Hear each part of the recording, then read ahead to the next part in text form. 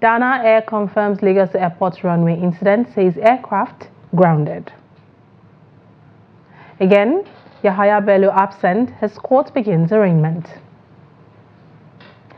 4,000 displaced as Anambra state government demolishes illegal structures in Onitsha. And on the foreign scene, UK Parliament passes controversial bill to send asylum seekers to Rwanda. Welcome to News Update on Trust TV. I am Lilian Ogazi.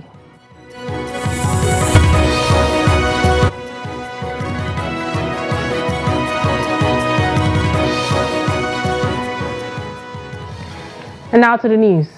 The management of Dana Air has confirmed reports that one of its aircraft with the registration number 5NBKI skidded off runway at the Murtala Mohammed International Airport in Lagos on Tuesday morning. The airline made the confirmation in a statement on Tuesday expressing regret. The airline noted that the aircraft, which flew from Abuja to Lagos, skidded off the runway in an attempt to land. However, it expressed relief that no casualty was recorded, stating that it had informed the Accident Investigation Bureau and the Nigerian Civil Aviation Authority of the incident. The management thanked the airport authorities and its crew for ensuring the safety of all passengers on board the aircraft. Dana Air Authority also thanked the crew for their swift response in ensuring the safe disembarkation of all passengers following the incident, while also apologizing to passengers on the affected flight for their patience and understanding. President Bola Ahmed Tinubu will today depart Abuja for the Kingdom of Netherlands and afterwards Saudi Arabia on an official visit to attend the World Economic Forum. A statement by the Special Advisor to the President on Media and Publicity, Andrew Ngalale, on Monday said the official visit was on the invitation of the Prime Minister of the United Kingdom of the Netherlands, Mark Rutte. Ngalale said while in the Netherlands, the President will participate in the Nigerian-Dutch Business and Investment Forum that will bring together heads of conglomerates and organizations in both countries to explore opportunities for collaboration and partnership, especially in agriculture and water management, towards innovative solutions for sustainable farming practices. After his engagement in the Netherlands, President Tinubu will proceed to attend the Special World Economic Forum meeting scheduled for April 28 to 29 in Riyadh, Saudi Arabia. The President's spokesman noted that the World Economic Forum meeting, which focuses on global collaboration, growth and energy for development, President Tinubu and his entourage will use the opportunity of the gathering of over 1,000 leaders from business, government and academia to spearhead the renewed hope agenda for the country. The immediate past governor of Kogi State, Yahaya Bello, is absent from court for his arraignment on a 19-count charge of alleged money laundering to the tune of 84 billion naira.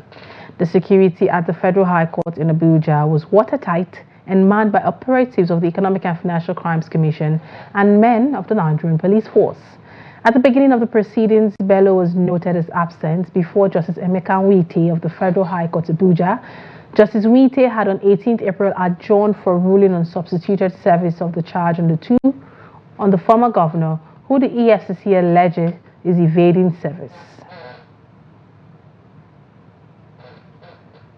Still on legal matter, a Federal Capital Territory High Court Apo on Monday adjourned till May 15th to rule on the preliminary objection of a former Minister of Power and Steel, Dr. Olu Akinloye.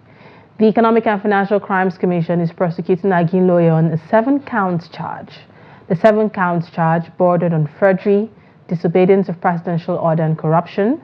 The defendant, however, pleaded not guilty to the charge. Akinloye's counsel, Adiola Adedipe, informed the court that the EFCC lacked the power to prosecute his client, while he claimed that contrary to the constitutional provision, the Attorney General of the Federation did not give EFCC the fiat to investigate and institute proceedings in the case against him. Meanwhile, controversial crossdresser Idris Olarewaju Okune, alias Bob Risky, has appealed against the 6-month imprisonment imposed on him by the Federal High Court in Lagos, which convicted him of charges of abuse of the naira.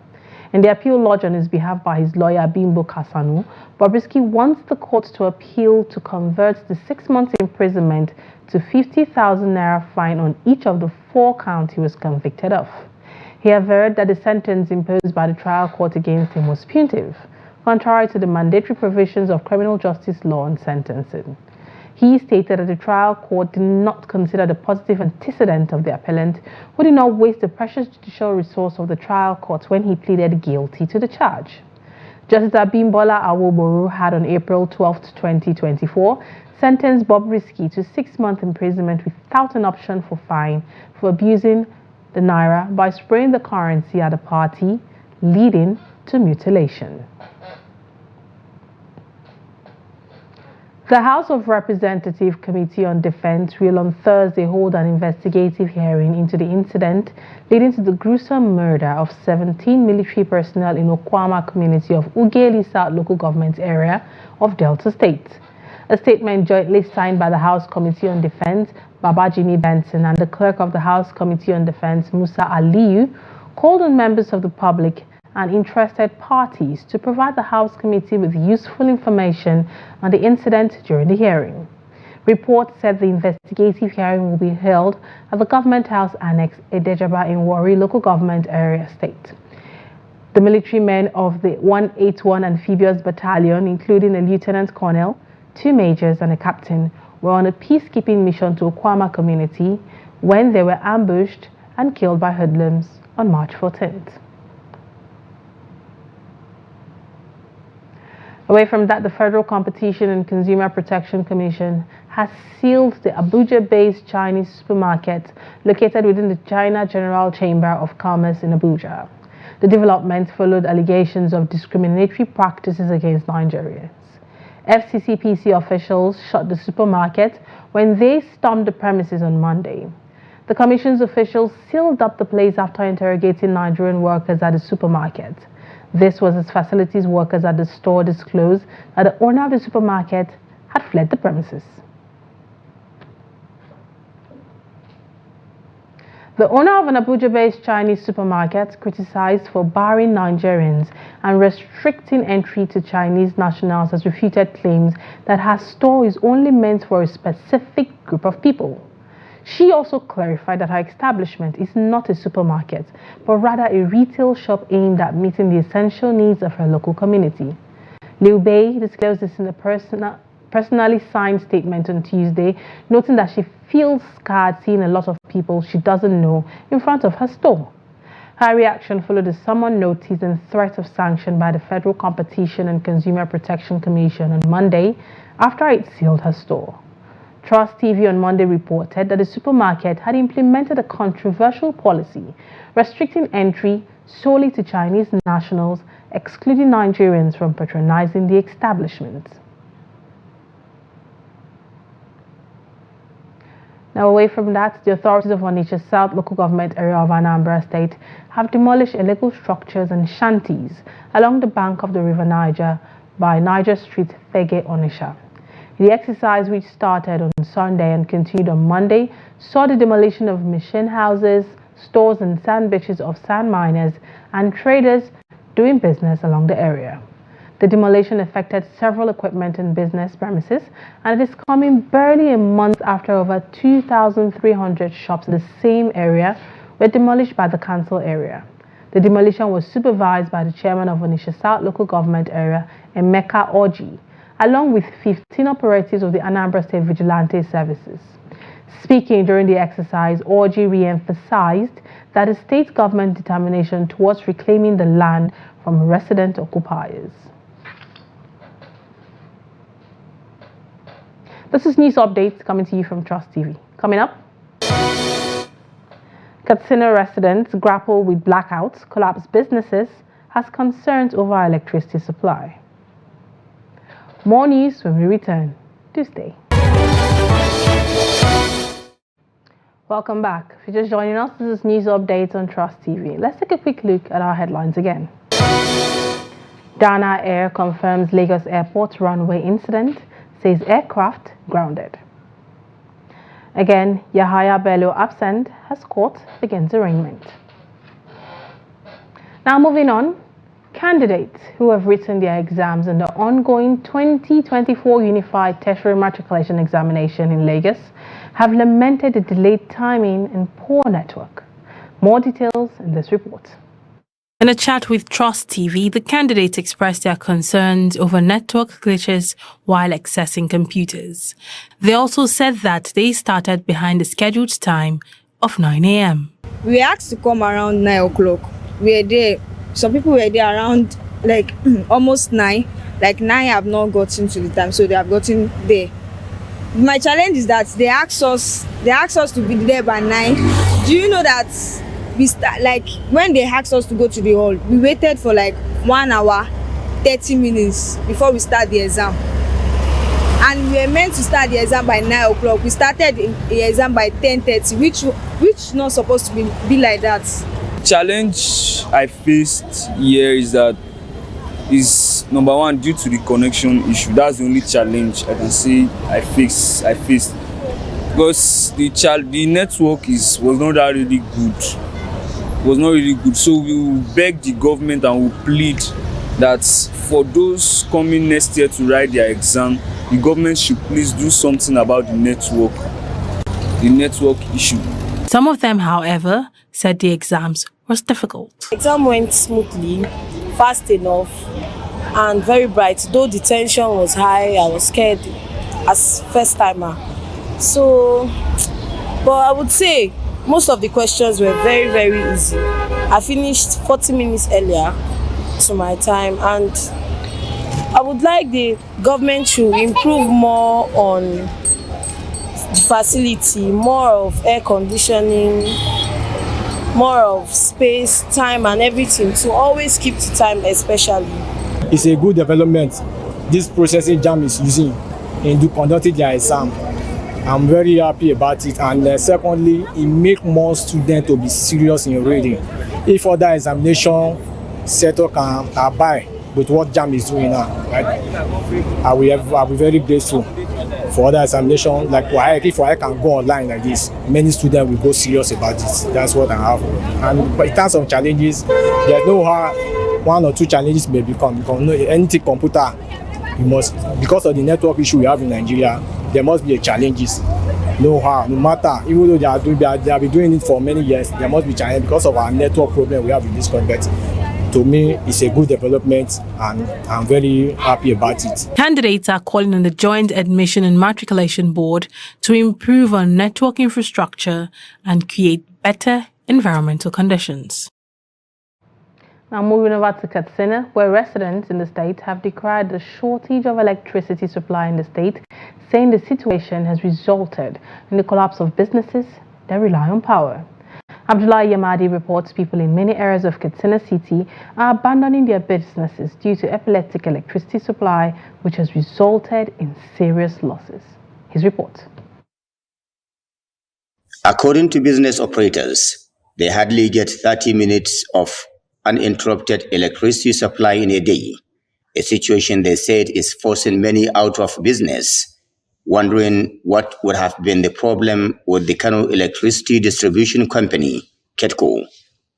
Welders, restaurant operators, cold room operators, as well as millers are seriously feeling the impact of the epileptic electricity supply, especially in the Katsina metropolis.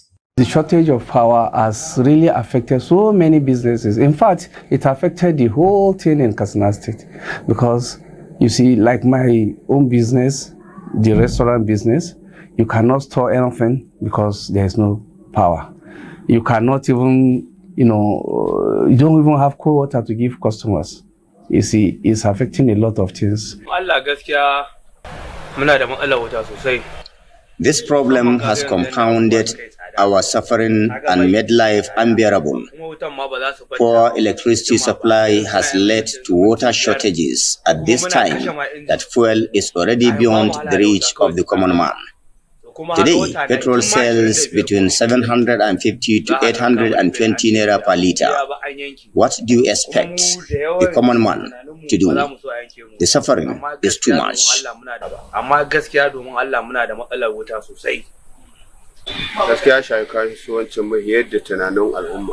I appeal to the state government to prevail on KEDCO to fix whatever needs to be fixed so that residents can enjoy power supply.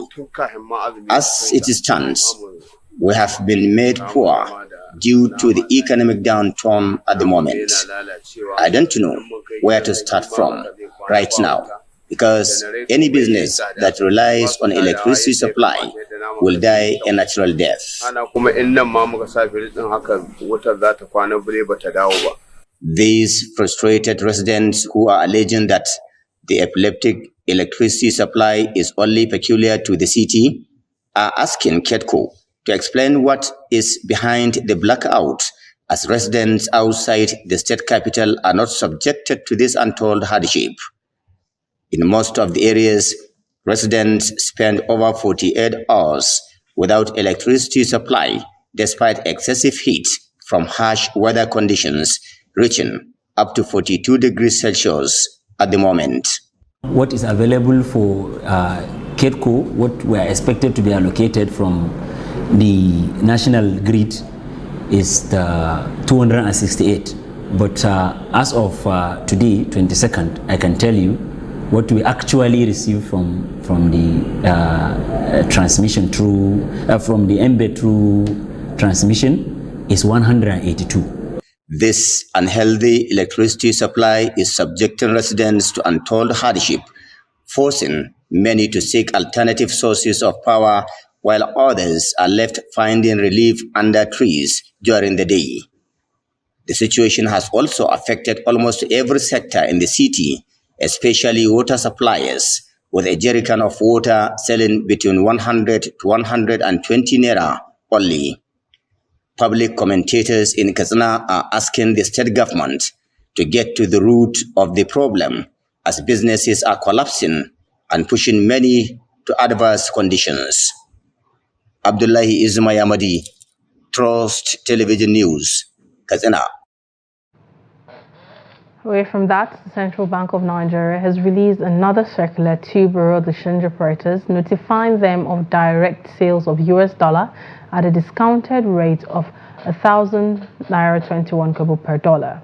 The decision by the Apex Bank will make it the second sales for the month of April and fourth time in 2024 as part of measures to keep the naira afloat as it fell against the dollar in the past days. According to the circular, the BDCs are to sell to eligible end users at a spread of not more than 1.5% above the purchase price. The Apex said all eligible BDCs are therefore directed to commence payment of the Naira deposit to CBN Naira deposit account. And now to the foreign scene. British Prime Minister Rishi Sunak says latest efforts to send some immigrants to Rwanda finally won approval from Parliament early Tuesday, hours after he pledged deportation flights would begin in July. The parliamentary logjam that had stalled the legislation for 2 months was finally broken just after midnight, when the unelected House of Lords recognized the primacy of the elected House of Commons and dropped the last of its proposed amendments, clearing the way for the bill to become law. Earlier in the day, Sunak held a rare morning press conference to demand that the Lords stop blocking his key proposal for ending the tide of migrants crossing the English Channel in small boats, promising that both Houses of Parliament would remain in session until it was approved. The legislative stalemate was just the latest hurdle to delay implementation of a plan that has been repeatedly blocked by a series of court rulings and opposition from human rights activists who says it is illegal and inhumane. Migrant advocates have vowed to continue the fight against it. My Lords, Rwanda is a safe country that has proven time and again its ability to offer asylum seekers a safe haven and a chance to build a new life. Rwanda has a strong history of providing protection to those that need it and currently hosts over 135,000 refugees and asylum seekers who have found safety and sanctuary there. Still on the foreign scene in Togo, as it prepares for the legislative and regional elections on April 29, 2024, a significant number of women are in the electoral race, defying traditional norms and expectations. With 2,348 validated candidacies For the legislative elections and 113 seats up for grabs, some 593 women are in the run-in for parliament and 438 women for regional elections, according to figures obtained from the Independent National Electoral Commission. Among these bold candidates are some remarkable personalities who aspire to bring new perspective and a more balanced representation to the political arena.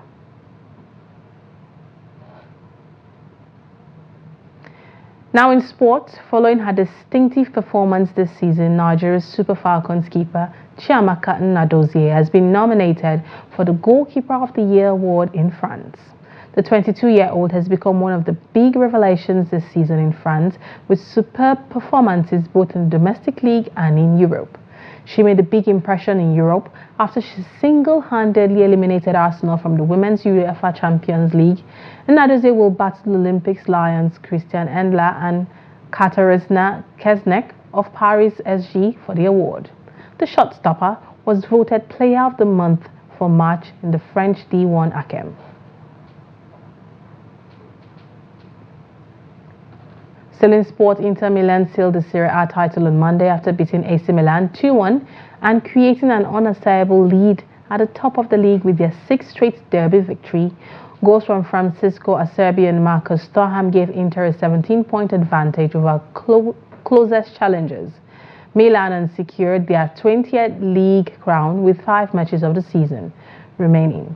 Inter Milan last won Serie A in 2021, followed by AC Milan in 2022 and Napoli last year. Inter have become the second team to win 20 Italian league titles and will have a second star stitched onto their jersey, after Juventus, who are way out in the lead with 36 league crowns. Well, with that, we've come to the end of News Updates on Trust TV. Do well to follow us on all our social media handles. I am Lilian Ogazi. Bye for now.